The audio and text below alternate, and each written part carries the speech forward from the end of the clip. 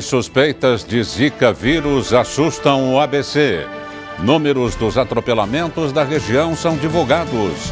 Badminton traz campeonato brasileiro a São Bernardo. E hoje eu recebo no estúdio a advogada Andréa Giuliani e o deputado estadual Orlando Morando. Quinta-feira, 25 de fevereiro de 2016.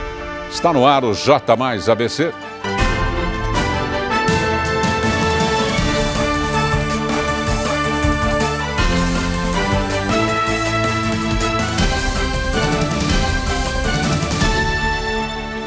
Boa noite. Região tem 10 casos suspeitos de Zika vírus. Os dados foram divulgados pelo consórcio intermunicipal Grande ABC. Desde o início deste ano, o Grande ABC já contabilizou 10 casos suspeitos de Zika vírus. Deste total, 8 foram em São Bernardo, 1 em Santo André e 1 em Mauá. Além das suspeitas de Zika vírus, a região contabiliza 40 casos suspeitos da febre chikungunya, sendo 25 em São Bernardo, 8 em Mauá, 6 em Santo André e 1 em São Caetano. Todos ainda aguardam confirmação. Além de serem transmitidas pela picada do mosquito Aedes aegypti, as doenças possuem algumas características diferentes, como a dor de cabeça costuma ser mais intensa na dengue, enquanto a dor nas articulações é mais forte na chikungunya. Já no caso do Zika vírus, são comuns manchas avermelhadas e coceira. O balanço é acompanhado pela Sala de Situação Regional para o Combate ao Mosquito da Dengue, criada em dezembro pelo Consórcio Intermunicipal Grande ABC e coordenada pelo Grupo de Trabalho Saúde da entidade. Responsável pelo planejamento das ações de mobilização contra o Aedes aegypti no ABC, a Sala de Situação Regional se reúne semanalmente. Vamos ver se teremos chuva na véspera do fim de semana? Esta quinta-feira foi de sol e muitas nuvens. Na parte da manhã, garoou, mas a temperatura continuou elevada na maior parte do dia. Para amanhã, é esperado tempo nublado, com pancadas de chuvas à tarde e à noite. Veja como fica a temperatura para sexta-feira. Em Mauá, a mínima prevista é de 21 graus e máxima de 28. Na capital de São Paulo, a mínima também será de 21, com máxima de 30 graus. Já no Guarujá, cidade litorânea, o tempo fica entre 24 de mínima e 33 graus de máxima. Em Piracicaba, a previsão é de 22 graus de mínima e 32 graus de máxima. Governo de São Paulo divulga número de atropelamentos da região. As cidades do ABC registraram 251 mortes por atropelamento no ano passado. Em São Bernardo foram 89 vítimas fatais. Santo André teve 69 mortes, Diadema 42, Mauá 28, Ribeirão Pires 16, São Caetano 4 e Rio Grande da Serra 3. Em janeiro deste ano, a região já contabilizou 15 óbitos no trânsito. 4 casos ocorreram em São Bernardo, 4 em Diadema, 3 em Santo André, 2 em Mauá e 2 em São Caetano. Os dados são do jornal Repórter Diário e do InfoSiga, o sistema de informações gerenciais de acidentes de trânsito do estado de São Paulo, cujo objetivo é mapear os casos de falecimento em vias públicas e fornecer subsídios para as atuações do Movimento Paulista de Segurança no Trânsito. A meta é reduzir pela metade o índice de vítimas fatais em todo o estado até 2020. Ontem, a nossa reportagem mostrou a manifestação de alunos e professores no centro de Santo André, em protesto contra as dívidas da prefeitura com a Fundação Santo André. Os manifestantes queriam fazer uma aula pública no complexo do Paço Municipal, mas o evento foi cancelado porque os poderes executivo e legislativo não autorizaram a entrada de um carro de som no local. Em nota, a Prefeitura de Santo André informou que, por lei, está impedida de investir no ensino superior da cidade e que, portanto, não reconhece a dívida com a Fundação. Além disso, a administração revelou que passa por dificuldades financeiras. Veja no próximo bloco. Mais notícias com o Campeonato Brasileiro de Badminton, que mexe com o esporte de São Bernardo. E eu recebo no estúdio do J+, o deputado estadual Orlando Morando.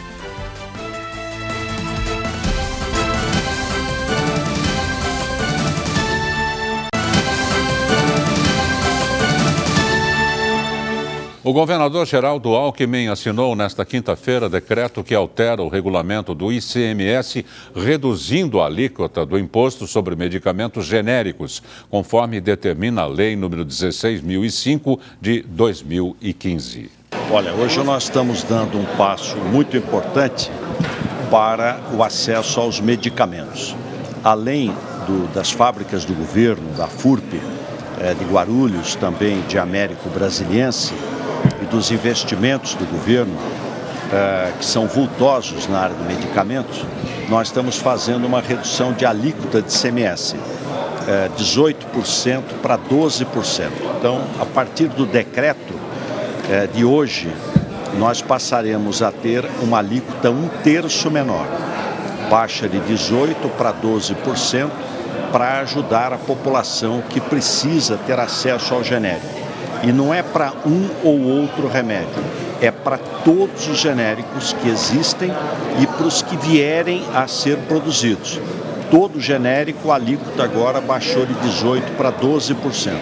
Então, uma conquista importante para a população, para os consumidores e para o emprego, porque nós temos certeza de que a indústria farmacêutica de São Paulo vai crescer ainda mais, gerar mais emprego, fazer pesquisa aqui no estado e inovação com esse estímulo que está sendo feito.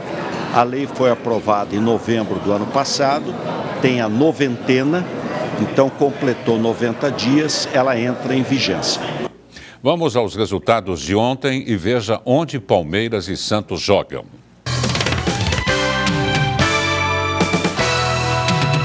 O Corinthians empatou fora de casa com São Bento por 1-1. O gol do alvinegro foi marcado pelo atacante André aos 43 minutos do segundo tempo, quase no finzinho da partida. Além disso, o time não renovou o contrato com a Caixa e agora busca novo patrocínio. Agora o Timão recebe o Oeste em casa no sábado às 9 da noite. Já o São Paulo venceu o Novo Horizontino no estádio do Pacaembu por 2-0. O criticado Michel Bastos marcou um gol de pênalti. O tricolor visita a Ponte Preta no sábado, às 7h30 da noite. Hoje, o Palmeiras visita o 15 de Piracicaba, às 9h30 da noite. O Alviverde aposta na velocidade de Gabriel Jesus e Dudu para voltar a marcar gols. O técnico Marcelo Oliveira treinou bolas paradas defensivas para evitar furos na defesa. E o Santos sobe a serra para enfrentar o Mojimirim no estádio do Pacaembu daqui a pouquinho, às 7h30 da noite, daqui a alguns minutinhos. O Peixe não conta com o centroavante Ricardo Oliveira, que tem acordo com o futebol chinês e deve dar lugar ao camaronês Joel. E falando nos meninos da Vila, o atacante do Barcelona, Neymar Júnior, pode ficar fora da Copa América deste ano, disputando apenas as Olimpíadas por conta de um possível desgaste excessivo. Campeonato Brasileiro de Badminton agita a cidade de São Bernardo. O Campeonato Brasileiro de Badminton será realizado na cidade de São Bernardo, no ginásio poliesportivo. Serão 250 atletas nas categorias feminino, masculino e misto. Serão cerca de 400 partidas que começam todo dia às 9 da manhã, com encerramento às 8 da noite.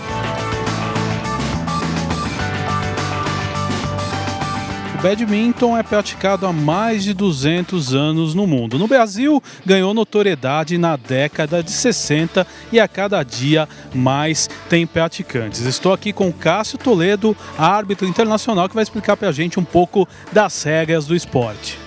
O badminton surgiu na China há vários séculos, alguns séculos atrás, e na época de 1870 ele foi levado para a Inglaterra, onde foram padronizadas as regras. A partir daí foi fundada a Federação Mundial e começou a se desenvolver pelo mundo inteiro. O Campeonato Brasileiro de Badminton rola aqui no Ginásio Poliesportivo de São Bernardo, na Avenida Kennedy 1155, entrada gratuita pelo Portão 1, de quinta até domingo, das 9 da manhã às 8 da noite. Guga Mendonça para o J+ABC. E agora eu converso com o deputado estadual Orlando Morando. Boa noite, deputado. Boa noite, Darcio Arruda. Boa noite a todos os telespectadores aqui do J+. Mais uma vez, muito obrigado pela oportunidade e pelo convite. Estou à sua disposição e de quem nos assiste. A primeira pergunta não poderia deixar de ser como está a política partidária do município querido de São Bernardo do Campo, visando, logicamente, as próximas eleições. Na verdade, o povo não anda muito feliz com a política do Brasil, né? Infelizmente, tudo que se vê de política e de político é decepcionante. Escândalos, denúncias, corrupção, a gente fica esperando para saber quem é o preso do dia seguinte. Porém, em outubro nós teremos eleições, uma das eleições mais importantes, porque é a eleição para prefeito e eleição para vereador. E, na verdade, é até o teu slogan, né? A notícia aqui não é da China, é da esquina. Perfeito. A grande parte dos problemas da população se tratam no município. O sujeito quer ter uma saúde melhor no seu bairro, na sua UBS, no hospital, quer uma escola de qualidade, as vias bem cuidadas, as praças limpas. Então, a eleição municipal é uma eleição muito importante. Eu, ano passado, assumi a presidência do PSDB de São Bernardo do Campo, e a partir disso começamos a reestruturar o PSDB e ao mesmo tempo alinhavar aliança com demais partidos que entendem, como nós do PSDB, que São Bernardo merece e precisa de uma mudança no rumo da sua atual administração, hoje feita pelo PT através do prefeito Luiz Marinho. E naturalmente a gente começou a avançar num plano de governo, numa reestruturação dos partidos, na filiação de pretensos candidatos a vereador, agora com a janela, a vinda de novos vereadores ou para o PSDB ou para partidos aliados. Hoje nós já temos um bloco de 7 partidos que caminharão junto conosco na eleição de outubro, junto com o PSDB. Eu estou pautado pelo partido como pré-candidato a prefeito, e é por isso que a gente pode hoje passar esta tranquilidade desta articulação política e, ao mesmo tempo, as mudanças que estão ocorrendo. O que todos nós temos convicção, não apenas eu, mas estes partidos, esses candidatos, e uma parcela que hoje, sem dúvida nenhuma, mais da metade da população de São Bernardo, que o desejo de mudança é muito grande. E nós queremos encaixar esta mudança com consistência, mostrando para a cidade e para a sua população que São Bernardo, uma cidade rica como é, um orçamento de quase 4 bilhões de reais, é o 4º orçamento do estado de São Paulo, pode e, ao mesmo tempo, o seu povo merece serviços públicos de melhor qualidade. Então, nós estamos muito otimistas, faremos aí uma boa apresentação ao plano de governo e esperamos de poder sair vitorioso nas eleições de outubro. Além do PSDB, nós temos aqui caminhando juntos o PP, PSC, PHS, PMB, PRP e PRTB. Perfeitamente. E além de termos recebido aqui ainda esta semana, na terça-feira, o ex-prefeito Maurício Soares, que declarou apoio à sua candidatura, não é? Como o candidato vê, já posso chamá-lo de candidato, pré-candidato, não é? Pré-candidato, essa perspectiva política. Primeiro, agradecer, né? A palavra é agradecer ao doutor Maurício Soares, que não é a minha opinião, mas eu me incluo com grande parcela da população de São Bernardo. Ele foi o melhor prefeito dos últimos 20 anos da cidade de São Bernardo do Campo. É um homem sério, depois de anos, 3 vezes prefeito de São Bernardo do Campo, uma vida pública ilibada, com total correção, um homem público de respeito.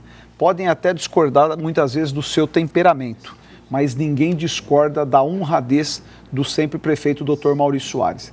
Recebi com muita alegria esta notícia, nós estávamos conversando neste período, ele pautou prioridades num eventual governo nosso, o que é mais do que legítimo. O Dr. Maurício é um homem com retidão e, ao mesmo tempo, com convicção daquilo que ele acha certo. Aliás, foi o motivo que ele deixou o governo e o PT, pela qual ele estava afiliado. Dr. Maurício foi prefeito pelo PT, pelo PSDB e pelo PPS. Então mostra o peso político que ele tem na cidade. Ao mesmo tempo, a sua vinda é um reconhecimento que ele viu em mim a oportunidade da cidade ter um prefeito que possa fazer as mudanças e, ao mesmo tempo, recuperar a cidade para a sua população e devolver serviços públicos, Darcio, que foram perdidos. Hoje, o que você encontra em São Bernardo é um canteiro de obra abandonado, Museu do Trabalhador, o Projeto Drenar, no Largo do Rude Ramos, uma obra inacabada, atrasada, o sistema viário. Ao mesmo tempo, a saúde se degradou demais. Primeira vez da história de São Bernardo que um mutirão de cataratas leva 21 pessoas à cegueira. Imagina você, cirurgia de cataratas é um negócio relativamente simples. Quem diz isso são os médicos. Uma pessoa entra para fazer uma cirurgia de cataratas e sai cega. Isso é um negócio que dói para todos nós e principalmente para quem se tornou vítima. Na educação não é diferente. A cidade perdeu o seu controle, além do endividamento que foi levado à prefeitura. Vendo tudo isso, além dos escândalos que o Partido dos Trabalhadores, o PT, foi envolvido sob todo o plano nacional, o Dr. Maurício não viu mais oportunidade de oferecer à população aquilo que ele sempre fez como prefeito. A área social de São Bernardo do Campo foi literalmente abandonada. São Bernardo tinha orquestra sinfônica, banda sinfônica, orquestra filarmônica e a orquestra jovem. O prefeito Luiz Marinho conseguiu acabar com as três. Acabou. Foi extinto. Não é que piorou, foi encerrado. A SEDESC, que era a Secretaria da Área Social, que sempre fez um brilhante trabalho, em especial no período em que a dona Laerte Soares, a esposa do Dr. Maurício, foi a secretária, era serviços de destaque. Praticamente faliu.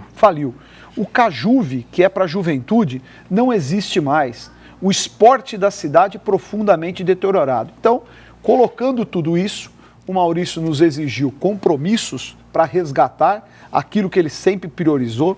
Ele estava agora como presidente da Fundação Criança de São Bernardo.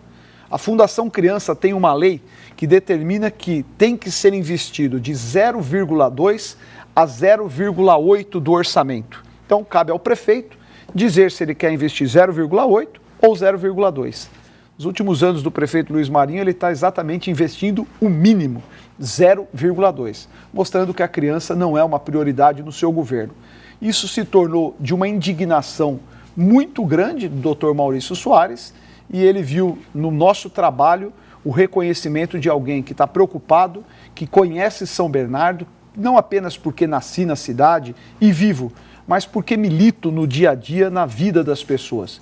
E o que nós dois queremos é resgatar a qualidade de vida e devolver o orgulho que o São Bernardense, infelizmente, vem perdendo nesses últimos anos. Então, é um acréscimo, uma conquista importante rumo à vitória que nós iremos construir nesta nossa pré-candidatura. Essas seriam as prioridades do pré-candidato e que foram pinceladas também pelo ex-prefeito Maurício Soares? Sem dúvida, isso foi tudo colocado pelo Dr. Maurício. É óbvio que nós discutimos a cidade como um todo. As prioridades nós vamos elencar, não é apenas estas, e ao mesmo tempo muitas prioridades, passa tudo deixar de ser prioridade. No momento oportuno, nós vamos colocar efetivamente aquilo que o povo de São Bernardo vai priorizar através de um questionário que nós vamos distribuir na cidade. É óbvio que a gente ouve, faz pesquisa, mas nós vamos efetivamente ouvir o povo de São Bernardo e saber o que eles querem, o que as pessoas priorizam para os próximos 4 anos. Obrigado pela presença, deputado. Eu é que agradeço, muito obrigado a você de casa que nos acompanhou. Grande abraço, Darcio. Orlando Morando no J+. No próximo bloco, eu recebo na bancada do nosso jornal a advogada Andréa Giuliani. Continue conosco, J+, volta já.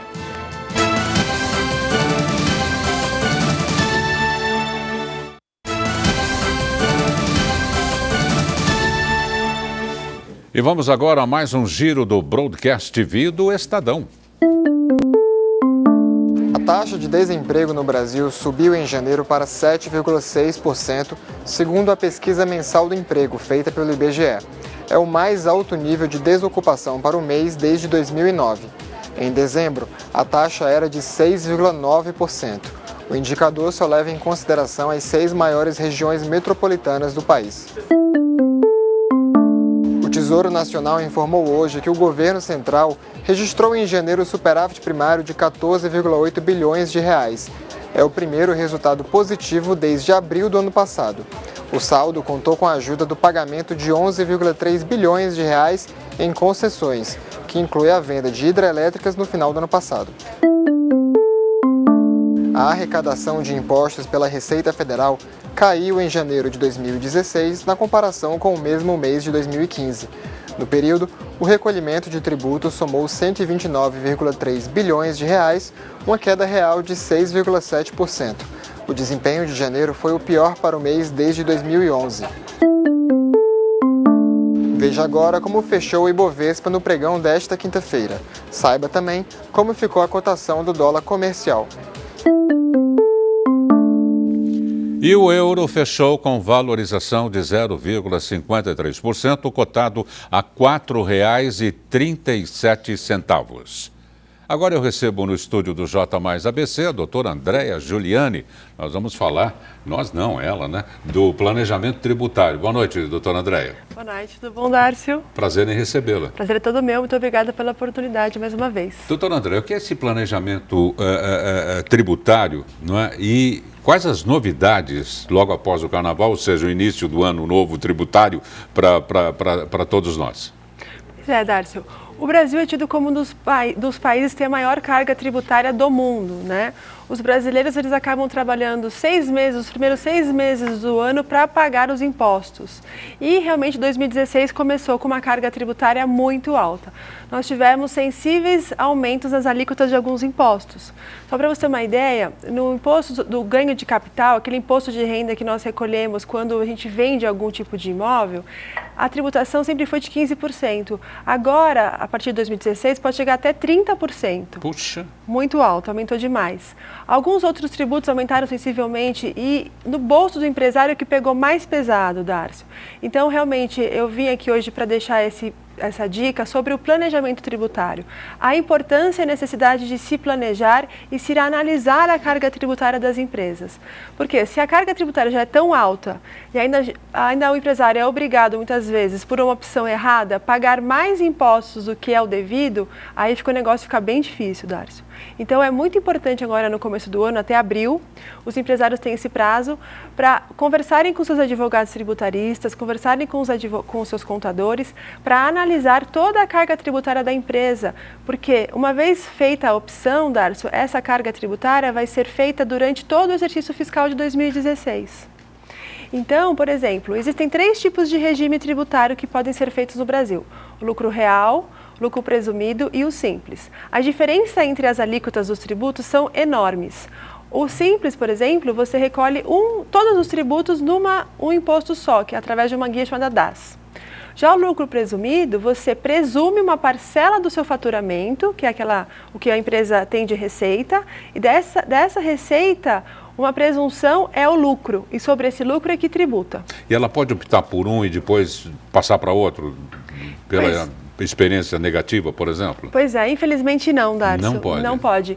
É por isso que eu chamo a atenção dos empresários para realmente perderem um tempinho, vamos dizer assim, investa um tempo nesse momento para analisar qual é a melhor opção, porque uma vez feita a opção, não pode mais mudar.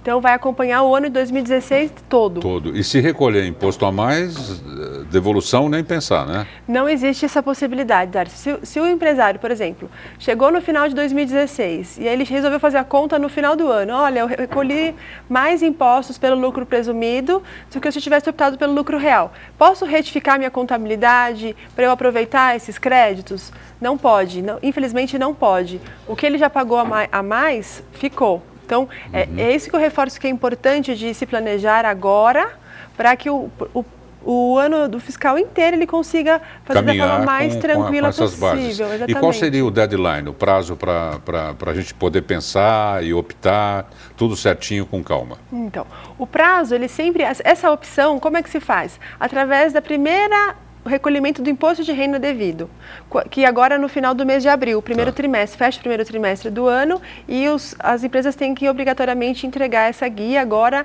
em abril. Então, nesse momento que se entrega a guia, é que através do código, ela faz a opção pelo lucro real, lucro presumido. Então, dá tempo ainda, Dárcio, de consultar o seu contador, o seu advogado tributarista, sentar, observar todas as despesas da empresa, as receitas. Nós estamos num período de recessão, então provavelmente as receitas de alguns nichos de negócio tendem a se manter a mesma do ano passado ou ter um leve decréscimo esse ano.